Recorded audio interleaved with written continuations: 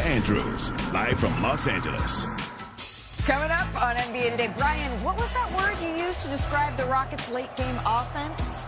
I don't remember, but it wasn't good. It was good. Hear from Kevin Durant as we discussed. Was this more of a Houston breakdown or a Lakers breakthrough? Plus, Wemby and the Spurs, they hit a major milestone for the season. What it means for the rest of the West. And it's time to hit the dance floor. That's why Iman's here. And Seth Greenberg, he's stopping by with the NBA prospects who could turn March Madness upside down. NBA Today starts right now. Why don't we begin our show in Shanae's hometown? That's where LeBron and KD faced off for the 45th time in their careers. Yes, that includes the playoffs. We're going to pick this one up with 7 minutes left in the second quarter. Austin Reeves, a full-court outlet to LeBron. Hey! This felt extra good. Why would that be? Oh, yeah, remember this? Hey, you played against my dad. Your first NBA game ever. Really. Sacramento. Why you do that? You feel old, don't you? You didn't feel old on that play. There they go, age twist. Dunking on senior and junior. Under 5 minutes left to play in the second quarter. Luka Doncic. I need this. Working his way in the paint, shuffling, getting the floater, Shanae. It's not fair. When he initiates contact and also is 10 feet from the rim, it's going to be a good night for that man. See, getting inside, that's what the Rockets needed to continue to do. KD carrying the Houston's offense. But wait, we need a refuel, and it didn't quite come. Here we go. Under 5 minutes left. Again, here comes the double team on Kevin Durant here, Shanae. They needed gasoline. They needed propane. They needed more in their tank. A bad shot? Bad shot. Well, good defense. Another Houston possession here. Talking Durant, Brian, gets double-teamed again. Turnover. And the bounce pass, it was stolen. Here comes a double team again on this one. It's about to be another bad shot coming your way. They could not get inside. Beautiful closeout by LeBron James. The Rockets, Shanae, they turned it over 17 times on 14 made field goals. Why'd you tell me that nugget? I still stand by them. Look at LeBron. LeBron just disrupted that whole play. Hey! I love the unselfish pass right there. LeBron cheating on the play, cheating on the inbound. So Eason inbounds. Why I see you? Why? The Lakers go on to win this one 100-92. That 6 minute stretch was about as ugly as it gets offensively. I believe, Brian, the word you used was criminal for their late game offense. Non-existent. They shot 1 for 10 from the field. They went more than 5.5 minutes without making a field goal. They turned a 3-point lead into a 10-point deficit. All right, those are the numbers. Here's Kevin Durant. Well, I just feel like I lost the game for us tonight. That's simple. I mean, my teammates could. I mean, of course, we probably can make more threes, but it's all on me. I mean, to be honest, I'm the offense, and the opposing team is going to use all their resources and not let me get comfortable. I think the whole process is too slow, and I just think that it's all on me because the team, when they see me, it just feel like 1-on-5, to be honest. You know what I'm saying? Because I see 2 guys coming up out the corners to help at the elbows, and then guys at the boxes, and it's almost like a zone when I get the ball up top. Maybe I got to just get out the way, get in the corner, space the floor out for other guys. And I think just that when I get the ball against certain teams, they just going to settle out and just say, we're just going to double and play a little zone behind it and see what happens. And if we give open shots, that's cool. But maybe I just need to get out the way, be honest. Set screens, be ready to catch and shoot. Just space the floor out for my teammates, It's been happening throughout the season, but I'm starting to figure out, I think I just need to get out the way and let other guys dribble the ball. Kevin Durant needs to get out the way. It's kind of rare, Iman, to see him frustrated like that. What did you make of those comments? I think, one, I was impressed to hear him say he's the offense. That was... Not a lie. I get it. He scores the ball and everything. I totally understand. What I can't understand about the comment is afterwards then saying you're going to give them the ball. It's like you can't do both. You can't be the offense and then say I'm gonna let them dribble the ball. It's like we got to pick how we're gonna be aggressive, pick our spots, and make sure that doesn't happen again. The only thing I would add to what he said is correct. I am the offense, but I am the most consistent offensive player. Come on now. And that is the truth. He's talking about the 7 turnovers he had in the game, and those were not clean ones. Those were almost passing the ball right over to his opponent.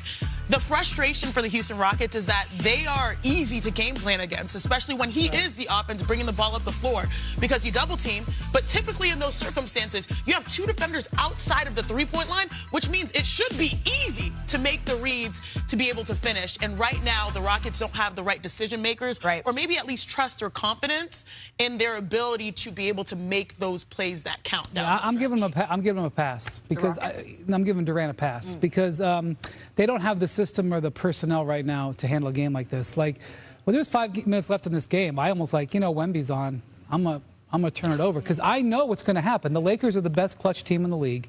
They get into a clutch situation. They have ultimate confidence. The Rockets are one of the worst. In terms of good teams, they're one of the worst clutch teams in the league. Without a doubt. They have routinely not been able to finish offensively. Quite frankly, Malika, when they get into clutch situations, their numbers make them turn into the Utah Jazz. And I'm not trying to insult the Jazz, but they morph from a top 4 team in the West to the Utah Jazz. And the reason is because Utah Jazz slander the why is important. Well, when it comes to their net efficiency in clutch time is the same as the Utah Jazz is for the 40. But the question is why? And the answer is because they don't have a true point guard. But we've known that over the course of the entire year. So they had a bad break. Their break is that Fred VanVleet gets hurt in September, where they don't have a roster spot and they're up against the apron. They believe in Reed Sheppard. They think Reed Sheppard can be a point guard in the future. The problem is that Ime Udoka doesn't believe in Reed Sheppard at the end of these games. The reason Durant is the one out there is because Ime doesn't have him in the game because he's a target defensively. Now, they may end up, guys, benefiting. Fred VanVleet may come back next year, be awesome again. Reed Sheppard may really benefit from having these, high-stress moments. And in a year, they may be saying, aren't we glad we didn't use any assets to rent a point guard? But when you have a 37-year-old player in Kevin Durant, you're not necessarily putting your team in the best position to win. And the numbers just do not lie. They have routinely not been able to get it done in close situations. Yeah, my biggest problem with having Kevin Durant go out there and have to depend on him so much when you do that, throw that double team at him, and then you see him make an unaggressive turnover as opposed to making a nice decision. Everything you see, he's on his heels in these possessions. He's backing up, steps on the line right there. Non-aggressive. You don't have Kevin Durant getting a look at it. He's not even attacking the guy that's closing out at him. And when I see Kevin Durant like this, it's going to automatically, when you say you're the offense, it's going to automatically put everybody else that's in a red jersey in that unaggressive mentality. And that's the problem that I have with this whole thing. They also didn't have Şengün last night. That has to be pointed out. Şengün would have provided some relief. Without a doubt. But not in the ball handling and decision making. I think Şengün just understands and appreciates the value of having another superstar next to him, but saying, I'm going to play as if Kevin Durant isn't out there. And that ends up working out, and that's what usually happens in an all-star game. So that's what I'm looking at. It all comes down to winning the point of attack. And because he knew they were coming, it's almost like he was casual versus having that point of attack that you initiate. That's a better fix. I don't think we're going to see another game like that from Kevin Durant. Oh, no, he took accountability for it. These have been some of the issues that have plagued the Rockets all year long. So certainly I don't want to overlook that. These are things that are going to come up against team after team after team. But the Los Angeles Lakers, they also did this to Houston. They saw the game plan and they said, you know what? We are going to employ ours and we're going to do it well. They continue to send the double team. They haven't exactly been a defensive powerhouse all year long, and yet here they come. And Brian yesterday said on our show, he said after the Houston leg of this road trip, he could be ready to declare this a success or not, depending on how this swing goes. What are we thinking so far? Awesome. They got to win the Lakers. next one. Just get into the last 5 minutes in a close game. I like the Lakers, but I will say this. They could bring Şengün back tomorrow, and if the Rockets win tomorrow's game and just split this, it's a win for them. The standings are equal, and they win the tiebreak. So Houston, while we can really look at the way they failed last night, and we can praise the Lakers, this can be totally flipped around with a good game tomorrow night. I did walk away from this, though, for Los Angeles, saying, Sinead, you know what? This is a real winning streak that they're on right now. Finally, you're starting to see the big three have real chemistry and picking their moments and sharing the basketball. It was that Austin Reeves drop-off to LeBron to have the dunk. Those are the things that galvanize your squad. I look at the Houston Rockets, and I'm like, typically under Ime Udoka, they're the bullies, they're the dogs. But it felt like the Lakers were the dogs. They were bigger, particularly versus Reed Sheppard, versus other opponents. They would literally just mismatch him and then have people go to the rim, and they get easy looks. And you talk about defensively now, big caveat, Alperen Sengun did not play, but they held the Rockets to 35 points in the second half, the lowest half that they have had all year long. So I want to see them do it against the big teams, but it was a good Is that a side-eye? Oh, what? Bombastic side-eye. Not at all. Not at all. Not at all. I like the way the Lakers are playing right now. I do. But I you're do. not too. This seems like a butt that is it's not a butt. It's not a butt. It's What? just I agree with you, Wendy. When we start talking about the playoffs, I just, it's a different vibe We're not for talking me. about the playoffs. We're talking about No, that's what I said. The streak is great. It's been a great time. It's been a great time. When it's a close game, the Lakers have a chance. So they just have to try to play in. But I'm just saying, last night, Houston handed them that.